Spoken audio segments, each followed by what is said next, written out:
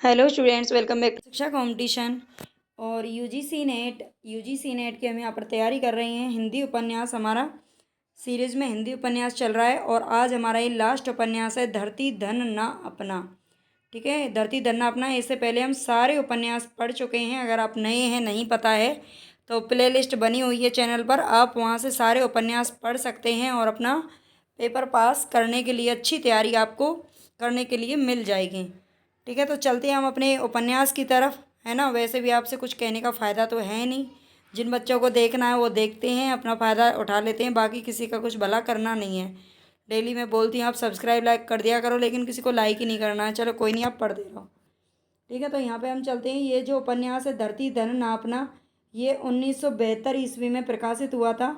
जगदीश चंद्र के द्वारा लिखा गया ये उपन्यास है, जो कि पंजाब के होशियारपुर जिले के दोआब क्षेत्र के घोड़ेवाहा, ये गांव का नाम याद रख लेना।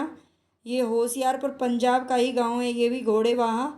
और इसमें दलित समाज पर केंद्रित है। ठीक है, दलित समाज पर केंद्रित है ये उपन्यास, धरती धन ना अपना, है ना। नाम से ही पता चल जाएगा कि ये शीर्षक इसका क्यों रखा गया है। तो 1972 में प्रकाशित होता है। पॉइंट याद रख लेना, जगदीश चंद्र के द्वारा लिखा गया है। पंजाब के होशियारपुर जिले का दोआब क्षेत्र के घोड़ेवाहा गांव को इसमें रखा गया है। ठीक है, इस उपन्यास के केंद्र में काली व ज्ञानों की प्रेम कथा है तथा पूंजीवादी सभ्यता द्वारा किस तरह हरिजनों का शोषण होता है, ये दर्शाने की इसमें कोशिश की गई है। आगे चलते हैं। कथा सार, अगर इसकी पीडीएफ वगैरह आपको चाहिए तो पीडीएफ मैंने सारे उपन्यास की और भी डाल दी है, जितने भी उपन्यास हैं। अगर कोई रह गया होगा तो वो भी मैं आज डाल दूँगी। आप पेपर मतलब टेलीग्राम ज्वाइन कर लेना। ठीक है, टेलीग्राम का जो लिंक है वो डिस्क्रिप्शन में डाल रखा है, तो वहाँ से आप लेकर के उसको ज्वाइन कर लेना। कथा सार हम देखते हैं। उपन्यास का जो आरंभ है काली से होता है। काली हरिजन जाति का बंदा है और उसका वो 6 वर्ष बाद कानपुर शहर से अपने गांव लौट के आता है। उसके गांव का नाम है घोड़ेवाहा। ठीक है, गांव में उसकी एक चाची रहती है जिसका नाम है प्रतापी, जिसने उसको पाला था। काली के जो माँ बाप थे वो मृत्यु उनकी बचपन में ही हो गई थी। और 6 वर्ष बाद अब काली कानपुर से अपने गांव वापस आया है। वह देखता है वहाँ पर आकर के कि चमारों के मोहल्ले में, वो भी एक चमार का हरिजन जाति का लड़का है, और चमारों के मोहल्ले में एक कोठा भी अभी तक पक्का नहीं हुआ है। वो गांव में आके देखता है कि किसी भी चमार का ऐसा घर नहीं है जो अभी तक पक्का बना हो, सब कच्चे बने हुए हैं मिट्टी के। गांव में ज़मीनों के मालिक अभी भी चौधरी हैं। ठीक है, वे लोग बेबात चमारों से गाली गलौच और मारपीट करते रहते हैं आए दिन। उपन्यास के आरंभ में ही हरनाम सिंह चौधरी का भतीजा होता है। तो हरनाम सिंह निर्दोष जीतू की पिटाई कर देता है। जीतू कौन है? ये मतलब उनका हरिजन जाति का ही है ये भी। और उसकी पिटाई कर देता है कौन? हरनाम सिंह। मंगू चमार चौधरी हरनाम सिंह का गुलाम बना रहता है। जो मंगू चमार है वो हरनाम सिंह का गुलाम बना रहता है।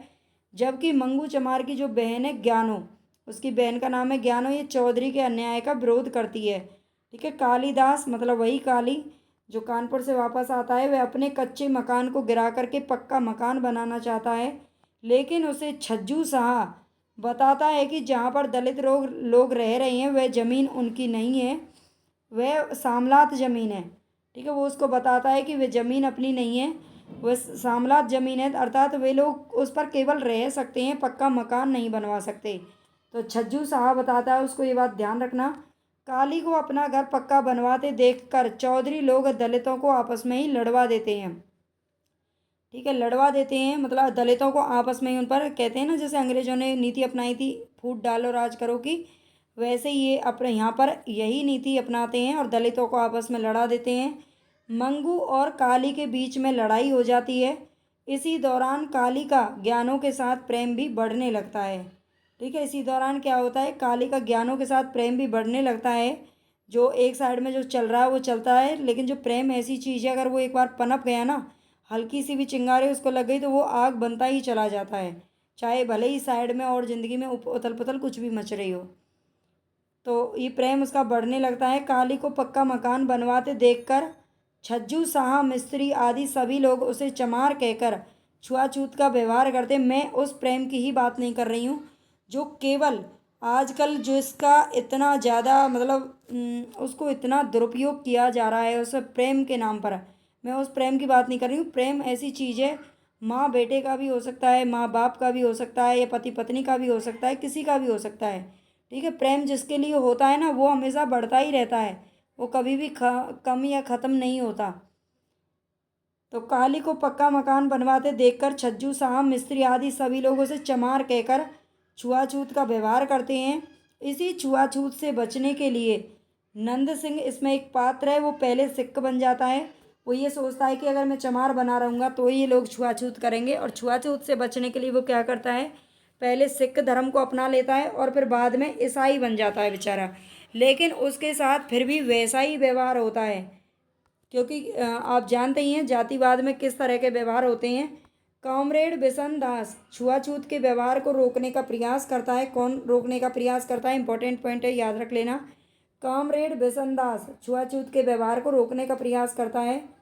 देखो इसके हर लाइन में क्वेश्चन है, इसीलिए मैं यहाँ पर इनकी थोड़ी सी आपको शॉर्ट में कथा पढ़ा रही हूँ, ताकि आपको चीज़ों का पता चल जाए। हम सीधा पात्र और उनको पढ़ेंगे तो समझ में नहीं आएगा, इसलिए मैं थ्योरी भी साथ के साथ थोड़ी बहुत करवा रही हूँ। अगर आपने इतना भी पढ़ लिया तो आपको और पूरा पढ़ने की ज़रूरत नहीं है। तो छुआछूत के व्यवहार को रोकने का प्रयास करता है। कबड्डी में जानबूझकर, कबड्डी का आयोजन होता है और उसमें जानबूझकर हरनाम सिंह का भतीजा हरदेव, हरनाम सिंह चौधरी है और वो उसका भतीजा हरदेव, वो काली का कूल्हा तोड़ देता है। क्या करता है, काली का कूल्हा तोड़ देता है जानबूझ करके। अचानक काली की चाची प्रतापी, जिसने उसे पाला पोसा था, वो बीमार पड़ जाती है और उसका देहांत हो जाता है। तभी काली का सारा धन, जैसे भी आप जानते ही हैं जब किसी की मृत्यु होती है तो उसके घर पे शोक आयोजन मतलब शोक चलता रहता है।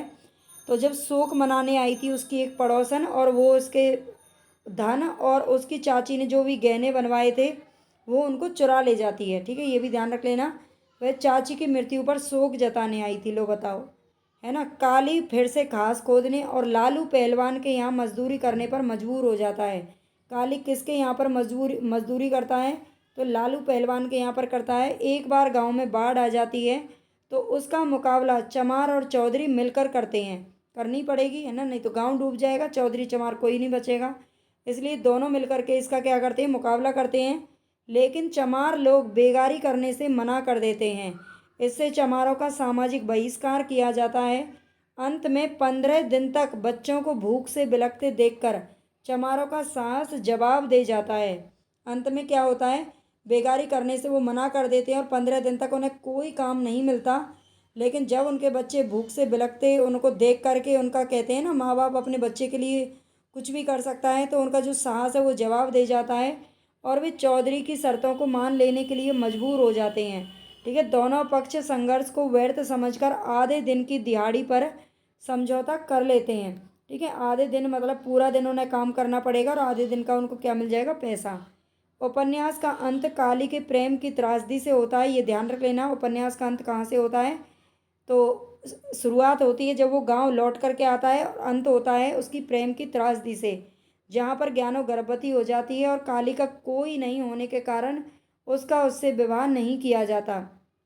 ठीक है, बल्कि उसे जहर दे करके मार दिया जाता है। किसको, ज्ञानों को, ज्ञानों को जहर दे करके मार दिया जाता है। अंत में काली को अपनी प्रेमिका की हत्या का मर्मांतक दुख लेकर गांव से भागना पड़ता है। मतलब ये हत्या का इल्ज़ाम भी उस पर ही डाल दिया जाता है, काली पर, और इसीलिए इसी दुख के साथ उसे गांव को छोड़ करके जाना पड़ता है। ठीक है, भूमिका देख लेते हैं थोड़ा सा, यहाँ से भी क्वेश्चन बनते हैं। भूमिका में क्या कहते हैं जो लेखक हैं इसके, जगदीश चंद्र जी। मेरा यह उपन्यास मेरी किशोरावस्था की कुछ अविस्मरणीय, अविस्मरणीय का मतलब होता है जो कभी ना भूली जाएं, ऐसी यादों यानी कि स्मृतियाँ और दामन में छिपी एक अदम्य वेदना की उपज में लिखा गया है। वो कहते हैं कि जो ये उपन्यास है उसकी किशोरावस्था में उसने ऐसी कुछ घटनाएं देखी होंगी, है ना, जिनको वो कभी नहीं भूल सकते, उनके आधार पर ही उन्होंने इस उपन्यास को लिखा है। लेखक ने ये जो उपन्यास है वो सोम आनंद को समर्पित किया है, ध्यान रखना, मोस्ट इम्पॉर्टेंट इस पर लगा लेना, मोस्ट ही है वैसे तो सारे ही, लेकिन सोम आनंद को समर्पित किया है, ये ध्यान रखना। प्रारंभ में ही, ये हमने पढ़ लिया है ऊपर, प्रारंभ में ही हरनाम सिंह निर्दोष जीतू की पिटाई करता है। बहन ज्ञानो चौधरी के अन्याय का विरोध करती है। दोबारा देख लो जो इम्पोर्टेंट पॉइंट है, नंद सिंह पहले सिख बनता है, बाद में ईसाई बनता है, मूल रूप से वह चमार है। कामरेड विश्वनाथ, विश्वनाथ नहीं है, ये बिसनदास है। बिसनदास छुआछूत को रोकने का प्रयास करता है। कबड्डी में हरनाम का भतीजा हरदेव काली का कूला तोड़ देता है। काली का कूला कौन तोड़ता है? तो हरदेव तोड़ता है, जो कि हरनाम का भतीजा है। काली की माँ, यहाँ पे PY क्यों है ये पूछे गए हैं क्वेश्चन, ठीक है। काली की माँ को बचपन में ही प्लेग ने निकल लिया था, वो प्लेग से उसकी मृत्यु हो गई थी। और उसके जो चाचा थे, उस जिसने उसका पालन पोषण किया था, उसको हैजे ने खा लिया था। किसने? हैजे ने खा लिया था, ऐसा ही उसमें बोला गया है, मैंने भी ऐसा ही लिखा है, ठीक है। तो प्लेग से उसकी माँ की मृत्यु हो गई थी और चाचा की मृत्यु हैजे से हो गई थी। पिताजी का नहीं दे रखा है। मुख्य पात्रों की अगर बात करें तो काली केंद्रीय पात्र है, ज्ञानो काली की प्रेमिका है, प्रतापी काली की चाची है, जस्सो काली की माँ का नाम था। जस्सो कौन थी? काली की माँ का नाम था, जिसे किससे मृत्यु हुई इसकी? प्लेग से मृत्यु हुई, ठीक है। मंगू कौन है? ज्ञानो का भाई है, जो कि किसका? हरनाम का गुलाम बना रहता है। चौधरी हरनाम सिंह छज्जू शाह एक साहूकार है, जो उसे बताता है कि पक्का मकान तुम यहाँ पर नहीं बना सकते। बिसनदास डॉक्टर है, जो छुआछूत को रोकने का प्रयास करता है ना। नियाली काली की पड़ोस की ताई है। नियाली कौन है? काली की पड़ोस की ताई है। जीतू है, प्रीतो है, निक्कू है, मुंशी शिवराम है, गांव के मास्टर है मुंशी शिवराम। पंडित संतराम ये गांव के पंडित हैं, ठीक है। थोड़ा सा हम जगदीश चंद्र के बारे में देख लेते हैं। जगदीश चंद्र का जन्म 1930 में हुआ था और 1986 में इनकी मृत्यु हो चुकी थी, ठीक है। जगदीश चंद्र का जन्म कब हुआ था? 1930 में, और 1986 में मृत्यु हो गई थी। अन्य उपन्यासों की यहाँ पर बात करें तो यादों का पहाड़, इनके जो उपन्यास हैं उनको एक बार देख लेते हैं। यादों का पहाड़ 1966, धरती धनना अपना 1972, आधा पुल 1973, कभी ना छोड़े खेत 1976। जगदीश चंद्र क्या कहते हैं? कभी अपने खेतों को मत छोड़ो, ठीक है। मुट्ठी भर कांकर 1976, टूंडा लाट 1978, घास गोदाम 1985, नरक कुंड में वास 1994, लाट की वापसी 2000 ईस्वी, ठीक है। तो दोबारा से इनको देख लो, स्क्रीनशॉट वगैरह ले लेना। वैसे मैं इनके जो थोड़ा सा मैं इनको शॉर्ट्स में भी डाल देती हूँ, ताकि आपको एक बार उनको देख करके सारी चीज़ें दोबारा याद हो जाएं। उनको भी देख लिया करो, ठीक है, आपके लिए ही फ़ायदा है। तो यादों का पहाड़ 1966, धरती धनना अपना 1972, आधा पुल, धरती अपना धन नहीं है ना, आधा पुल 1973 में प्रकाशित हुआ था। कभी अपने खेत ना छोड़ें 1976, छोड़ें 76 में। मुट्ठी भर कांकर भी 76 में ही है ना, मुट्ठी भर कांकर वहाँ से ज़रूर लेकर जाएं खेत से। टूंडा लाट 1978, और घास गोदाम 1985 में आया था। गोदाम, घास का गोदाम कब बना था? 1985 में। नरक कुंड में वास, नरक कुंड में वास मिल गया 1994, और लाट की वापसी हो गई कब? 2000 ईस्वी में। और एक और बचता है इसके बाद, जमीन अपनी तो थी 2001 ईस्वी में, ठीक है, इसको भी याद रख लेना। अन्य महत्वपूर्ण तथ्य ये जगदीश चंद्र के दूसरे जो उपन्यास हैं उनसे पूछे जाते हैं, तो यहाँ पर इसीलिए मैंने इनको रखा है। जो इनका आधा पुल उपन्यास है, ये युद्ध की पृष्ठभूमि पर आधारित है, ठीक है। आधा पुल उपन्यास किस पर आधारित है? तो युद्ध की पृष्ठभूमि पर आधारित है।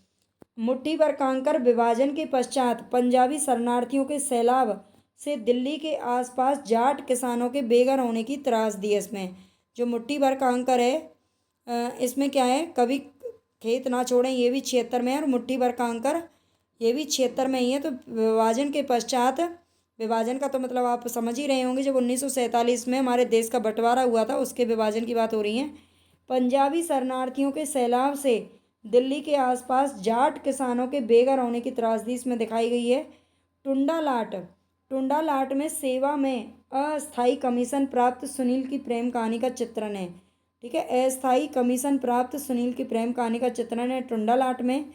और घास गोदाम, ये दिल्ली के पड़ोसी किसानों की बर्बादी इसमें दिखाई गई है, घास गोदाम, ठीक है। नरक कुंड में वास, यह धरती धनना अपना उपन्यास का विस्तार रूप है। जो धरती धनना अपना हम पढ़ रहे हैं, जो 1972 में प्रकाशित हुआ था, नरक कुंड में वास उसका क्या है? विस्तारित रूप है। जमीन अपनी तो थी, यह एक दलित कथा है, ठीक है। जमीन अपनी तो थी, यह एक दलित कथा है। धरती धन अपना नहीं है, और जमीन अपनी तो थी, ये दोनों दलित कथा पर आधारित हैं। तो बस इतना ही है, इसमें मैंने प्रमुख उद्धरण नहीं रखे, क्योंकि जो इतना हमने पढ़ा है ना, वहीं से आपके उद्धरण भी क्लियर हो जाते हैं, यहाँ से ज़्यादातर को उद्धरण पूछे नहीं जाते। तो बस अगर आपको पसंद आई हो, तो अगर आपको अच्छा लगे तो लाइक ज़रूर कर देना भाई, थोड़ी सी खुशी मिलती है। शेयर कर देना और सब्सक्राइब कर लेना, जिन्होंने नहीं किया है। कर लिया तो बहुत दिल से आपको थैंक यू। और टेलीग्राम चैनल ज्वाइन कर लेना, वहाँ पर मैं इसकी PDF डाल दूँगी। Thank you.